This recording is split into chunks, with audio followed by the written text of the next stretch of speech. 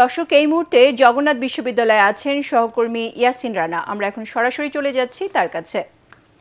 রানা, আপনি তো জগন্নাথ বিশ্ববিদ্যালয়ে আছেন। আজকের এই যকসু নির্বাচনের ভোট গণনার সবশেষ কি খবর আছে আপনার কাছে, আমাদেরকে জানান।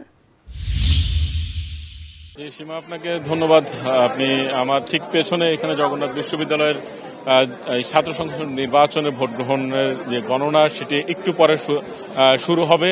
যে বিষয়টা জানাচ্ছিলাম, এখন পর্যন্ত এখানে যারা নির্বাচন করছেন সেই প্রার্থীরা এবং প্রার্থীর পোলিং এজেন্ট সহ যারা নির্বাচন পর্যবেক্ষক রয়েছেন তাদেরকে এখানে প্রবেশ করতে দেওয়া হয়েছে। তবে সাধারণত এর বাহিরে শিক্ষক এবং সাংবাদিক ছাড়া অন্য কেউ আসলে এই হলের মধ্যে নেই।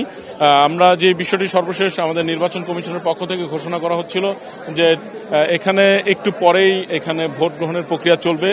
ভোট গ্রহণের প্রক্রিয়া স্বচ্ছতার জন্য এখানে মূলত এই কক্ষের বাহিরে বিশ্ববিদ্যালয়ের ক্যাম্পাস এবং বিশ্ববিদ্যালয় ক্যাম্পাসের বাহিরে গেটের বাহিরে বড় স্ক্রিন দেওয়া হয়েছে। স্ক্রিনের মধ্যে ভোট গণনা সরাসরি দেখানো হবে, যাতে যেন কোনো ধরনের সন্দেহ সংশয় এই বিষয়গুলো যেন না থাকে।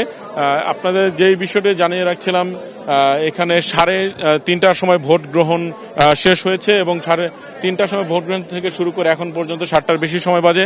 এখন পর্যন্ত ভোট গ্রহণ আসলে শুরুই আসলে হয়নি। তবে কতক্ষণ পর্যন্ত আসলে এই বিষয়টি লাগবে, এই বিষয়টি যারা এখানে কর্তৃপক্ষ রয়েছেন তারা এই বিষয়টি নিয়ে বিস্তারিত আসলে বলতে পারেননি। আরেকটি বিষয় জানিয়ে রাখছি, এখানে এই নির্বাচনে ভোটার সংখ্যা 16,500। শিক্ষক সমিতির পক্ষ থেকে যে বিষয়টি জানানো হয়েছে 60 থেকে 65% ভোট পড়ার কথা। তবে নির্বাচন কমিশনের পক্ষ থেকে এই জাতীয় কোনো ধরনের তথ্য আসলে দেওয়া হয়নি। আমরা শিক্ষার্থীদের সাথে যে বিষয়টি কথা বলেছি, এখানে দুইটি প্যানেল, মূলত একটি হলো ছাত্রদল সমর্থিত এবং একটি শিবির সমর্থিত। এখানে এই দুইটি প্যানেলের মধ্যেই মূলত মূল প্রতিদ্বন্দ্বিতা হবে বলে সবাই মনে করছেন। একটি বিষয় জানিয়ে রাখছি, এখানে মূলত 21টি পদে 157 জন নির্বাচন করছেন। 4টি এখানে প্যানেল রয়েছে। এছাড়া স্বতন্ত্র অনেকে নির্বাচন করছেন। ভিপি প্রার্থী রয়েছেন 12 জন, জিএস পদে রয়েছেন 9 জন এবং এজিএস পদে রয়েছেন মোট 8 জন।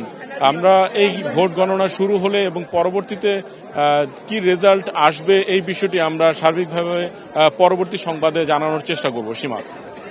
রানা, আপনাকে ধন্যবাদ।